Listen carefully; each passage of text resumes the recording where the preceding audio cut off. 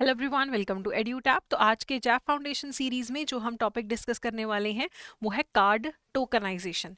तो अभी पहले जब हम ऑनलाइन ट्रांजैक्शंस करते थे तो हम अपनी इन्फॉर्मेशन सारी मर्चेंट को प्रोवाइड करते हैं। जैसे मुझे मिंत्रा से कुछ शॉपिंग करनी है तो मुझे अपनी पूरी कार्ड डिटेल्स उसमें डालनी है, जिसके बाद मेरी जो पेमेंट है वो अप्रूव होती थी। लेकिन अब वहाँ पे जो मेरा डेटा है वो मिंत्रा के पास चला गया, और अगर कल मिंत्रा के पास से वो डेटा चोरी हो जाता है तो फिर बहुत सारा जो कस्टमर्स हैं उन्हें नुकसान हो सकता है, बहुत सारे अकाउंट होल्डर्स को नुकसान हो सकता है, डाटा लीकेज से नुकसान हो सकता है। तो इसीलिए आरबीआई लेके आया है बैंक टोकनाइजेशन। तो अब बैंक टोकनाइजेशन में क्या होगा, जो आपका डेटा है वो एक टोकन की फॉर्म में सेव होगा मर्चेंट के पास। जैसे मिंत्रा है, ऑनलाइन जो अमेजोन है, इनके पास आपका ओरिजिनल जो डेटा है, जो फिनटेक्स है, इनके पास आपका कार्ड का डेटा सेव नहीं होगा, टोकन सेव्ड होगा। तो देखिए, अगर मुझे पेमेंट करनी है तो मैं पहले परचेज करी हूँ कुछ भी मर्चेंट से, मर्चेंट जो है वो इनिशिएट कर देता है अपनी तरफ से टोकनाइजेशन का प्रोसेस, मुझसे कंसेंट मांगता है कि क्या मैं आपके कार्ड की जो डिटेल्स हैं उनको टोकनाइज कर सकता हूँ। तो जैसे ही मैं कंसेंट दूंगी तो मिंत्रा वाले क्या करेंगे, जो टोकनाइजेशन रिक्वेस्ट है वो फॉरवर्ड कर देंगे कार्ड नेटवर्क को।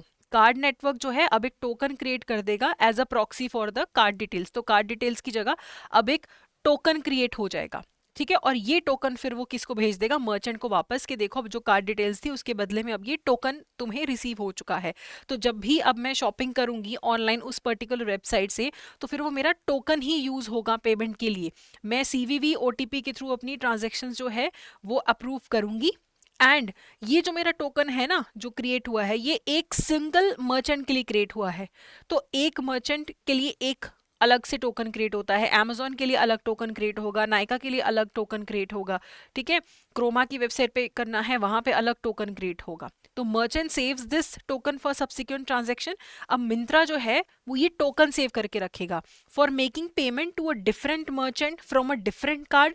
टोकनाइजेशन अलग से फिर करनी पड़ेगी, अगर कार्ड चेंज होता है या फिर मर्चेंट चेंज हो रहा है तो फिर यहाँ पे टोकनाइजेशन दोबारा करनी पड़ेगी। इसको हम थोड़ा सा और डिटेल में अभी जानेंगे। देखो, पहले जब हमें ट्रांजैक्शन करनी थी तो हम क्या करते थे, टोकनाइजेशन आने से पहले पेमेंट इनिशिएट करते थे।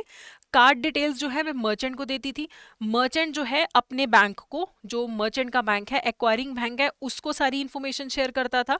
और जो एक्वायरिंग बैंक है वही इन्फॉर्मेशन आगे इशूअर बैंक, जिसने मुझे कार्ड इशू किया था, उसे भेजेगा। और वहां से जाके फिर वो रिस्पॉन्ड करता है, मेरी ट्रांजेक्शन कंप्लीट होती है। तो आप देखो मेरा जो डेटा है वो कितनी जगह घूम रहा है। कहीं पे भी अगर डाटा लीक होता है तो मेरे कार्ड डिटेल्स चोरी हो सकते हैं। यहाँ पे अब टोकनाइजेशन के बाद क्या हुआ है, पेमेंट इनिशिएट हुआ, जो भी कार्ड इंफॉर्मेशन है, ठीक है। और ये जो इंफॉर्मेशन है ये एक टोकन में कन्वर्ट हुआ। टोकन में कैसे कन्वर्ट हुआ, हमने यहाँ पे देखा था कि जो रिक्वेस्ट है वो भेजी जाएगी कार्ड नेटवर्क को, कार्ड नेटवर्क एक टोकन बना के भेजेगा, ठीक है। तो यहाँ पे मान लो टोकन क्रिएट हो गया। अब मर्चेंट जो है ये टोकन को यूज करेगा और ये टोकनाइज्ड इंफॉर्मेशन भेजेगा अपने बैंक को, एक्वायरिंग बैंक को, ठीक है, जो मिंत्रा का जिस बैंक से वो सर्विसेज ले रहा है। अब जो बैंक है, एक्वायरिंग बैंक है, वो ही टोकनाइज्ड रिक्वेस्ट ही आगे भेजेगा इशूइंग बैंक को। जो मेरा बैंक होगा, मेरे बैंक को वो टोकनाइज्ड इंफॉर्मेशन ही भेजेगा, ठीक है। अब जो मेरा बैंक होगा वो इस टोकन को वैलिडेट करेगा, जो भी ट्रांजैक्शन है उसको एक्सेप्ट या रिजेक्ट करेगा। तो ना मर्चेंट के पास मेरी कार्ड डिटेल्स गई, ना एक्वायरिंग बैंक के पास मेरी कार्ड डिटेल्स गई, ठीक है। तो सिर्फ जो इशूअर बैंक है उसने टोकन को वैलिडेट कर दिया और मेरी ट्रांजैक्शन कंप्लीट होगी। कहीं पे भी कार्ड डिटेल सेव नहीं करी गई, ना ही एक्वायरिंग बैंक के द्वारा, ना ही मर्चेंट के द्वारा। तो यहाँ पे मेरे सेफ्टी बढ़ जाती है मेरी ट्रांजैक्शन की। तो अगर हम फॉर्मलाइज्ड इसकी डेफिनेशन देखें तो टोकनाइजेशन का मतलब है कि एक्चुअल कार्ड डिटेल्स को रिप्लेस करके एक ऑल्टरनेट कोड लाया जाता है जिसे टोकन बोला जाता है। तो एक यूनिक कॉम्बिनेशन होता है of card, token requester and the device. Token requester कौन होगा, मिंत्रा वगैरह, अमेजोन, जिनके यहाँ मैं शॉपिंग कर रही हूँ, ओके। और ये सेफ है बहुत ज़्यादा। और जो जब कार्ड डिटेल्स को, टोकन को दोबारा से कार्ड डिटेल्स में कन्वर्ट किया जाता है तो डी टोकनाइजेशन उसे बोलते हैं। और ये टोकनाइजेशन और डी टोकनाइजेशन जो है ये सिर्फ ऑथराइज्ड कार्ड नेटवर्क कर सकता है या कार्ड इशूअर कर सकता है। जो वीजा मास्टर कार्ड है वो कर सकते हैं, या फिर जैसे जो मेरा बैंक होगा वो करेगा। एक्वायरिंग बैंक भी नहीं करेगा डी टोकनाइजेशन या फिर टोकनाइजेशन। उसके अलावा कस्टमर को इस टोकनाइजेशन की सर्विस के लिए कुछ भी एक्स्ट्रा नहीं पे करना पड़ता है। अब जो टोकनाइजेशन टोकनाइजेशन है वो कहाँ कहाँ अलाउड है? मोबाइल पे ट्रांजेक्शन करनी है, phone, tablet, laptop, desktops, even जो मेरे वेरेबल्स हैं, wrist band, watches, internet of thing devices, सब पे ये अब अलाउड है। किसी भी चैनल के थ्रू मैंने पेमेंट करना है, मैं ये डिवाइसेस यूज़ कर सकती हूँ।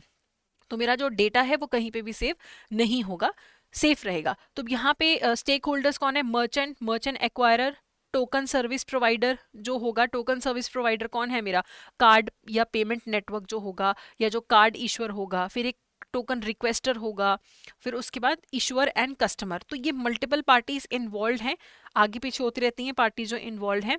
अब यहाँ पे जो एक्चुअल कार्ड डेटा है, जो टोकन है, या जो भी रेलिवेंट डिटेल्स हैं, वो सिक्योर मोड में सब कुछ सेव होता है, ठीक है, by the token service provider, जो कि कार्ड नेटवर्क होता है या कार्ड इश्यूअर होता है।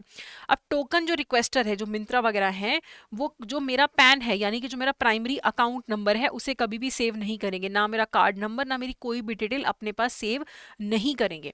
और कार्ड नेटवर्क्स जो हैं, वीजा, मास्टर कार्ड, इन्हें ये मेक श्योर करना है कि जो टोकन रिक्वेस्टर्स हैं, they are certified for safety and security, international best practices follow करें और कहीं पे भी कुछ भी डाटा लीकेज ना हो। और कस्टमर्स के पास ऑप्शन है कि वो एक ट्रांजैक्शन लिमिट सेट कर सकते हैं, डेली की या पर ट्रांजैक्शन की, कि अगर जो टोकनाइज्ड कार्ड्स के थ्रू ट्रांजैक्शंस हो रही हैं वो इतनी हो सकती हैं maximum.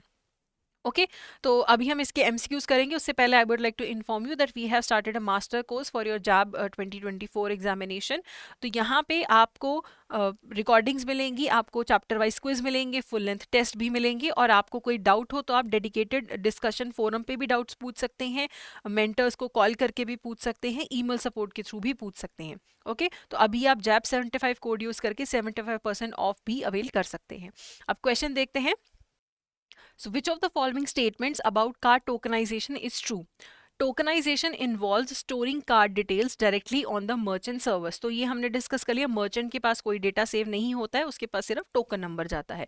Tokens are generated by card holders and submitted during transaction. तो कार्ड होल्डर तो नहीं, मैं नहीं ना खुद ये टोकन जनरेट कर सकती, तो गलत है। It reduces the risk of exposing sensitive card information during transaction. ये सही है, आपकी कोई कार्ड की सेंसिटिव इन्फॉर्मेशन ना रिवील हो जाए, इसीलिए हम कार्ड टोकनाइजेशन कर रहे हैं। तो सी यहाँ पे करेक्ट ऑप्शन है। अगला क्वेश्चन है, which entity typically manages the tokenization process for card transaction. Tokenization का काम करता कौन है? Card holder, merchants, card networks और पेमेंट प्रोसेसर्स, या फिर बैंक्स और फाइनेंशियल इंस्टीट्यूशंस। तो जो टोकनाइजेशन का काम है वो करते हैं कार्ड नेटवर्क्स या फिर पेमेंट प्रोसेसर्स। तो सी जो है यहाँ पे करेक्ट ऑप्शन है। अगला क्वेश्चन देखते हैं, what is the primary purpose of card tokenization?